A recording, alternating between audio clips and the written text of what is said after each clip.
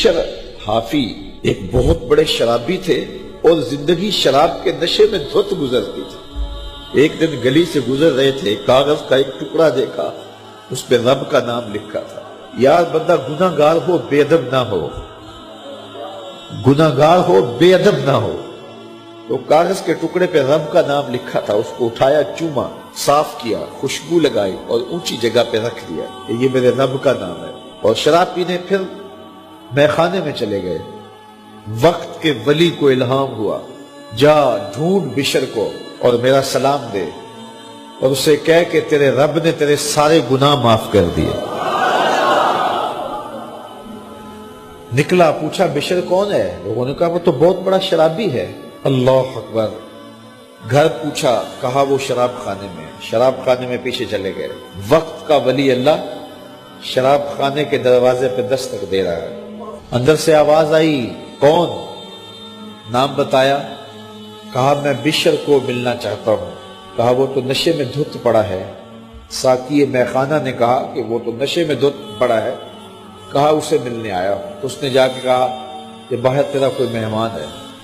تو بشر نشے میں ہی ڈولتا ہوا ننگے پاؤں دروازے پہ آیا۔ اللہ کا ولی کھڑا تھا، کہا کہ تیرے رب نے تجھے سلام بھیجا ہے، تو نے اس کے نام کی قدر کی تھی اور اس نے تیرے سارے گناہ معاف کر دیے۔ بشر حافی ننگے پاؤں تھے، اس وقت نشے میں تھے۔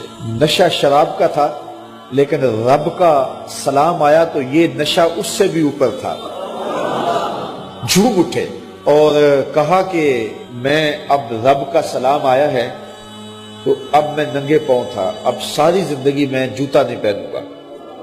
عربی میں حافی ننگے پاؤں والے کو کہتے ہیں، تو بشر حافی کو بشر حافی اس لیے کہتے ہیں کہ وہ ساری زندگی پھر برہنہ پا رہے، انہوں نے کبھی بھی جوتا نہیں پہنا تھا، زندگی بدل گئی لیکن پاؤں میں جوتے نہیں پہنتے تھے کہ میرے رب کا سندیسہ جب میرے نام آیا تھا، میری جب تقدیر بدلی تھی، میرے رب نے جب مجھے محبت نامہ بھیجا تھا، مجھے سلام بھیجا تھا، پیغام بھیجا تھا، تو میرے پاؤں میں جوتا نہیں تھا۔ تو بشر حافی جوتا نہیں پہنتے تھے، تو رب نے کرم یہ کیا کہ بشر حافی نے گھر سے مسجد میں جانے کے لیے جو راستہ اختیار کرنا ہوتا تھا، اس راستے پر جانور گوبر نہیں کیا کرتے تھے، جانور لیت نہیں کیا کرتے تھے۔ یہ بشر حافی کی گزرگاہ ہے۔ ایک دن ایک شخص آیا تو جس راستے سے بشر حافی گزرتے تھے تو وہاں کسی جانور کا گوبر پڑا ہوا تھا۔ اس نے بلند آواز سے کہا، ایھا الناس، لوگوں سن لو، بشر حافی انتقال کر گئے۔ لوگوں نے کہا تمہیں کس نے بتایا ہے؟ کہا یہ گوبر پڑا ہوا ہے، اس کا مطلب ہے کہ آج بشر حافی اس گلی سے نہیں گزریں گے۔ تو جب پتہ کیا گیا تو حضرت بشر حافی کا واقعہ انتقال ہو گیا۔ کوئی سچی توبہ کرے تو صحیح، کوئی اس کی دہلیز تو آئے تو صحیح۔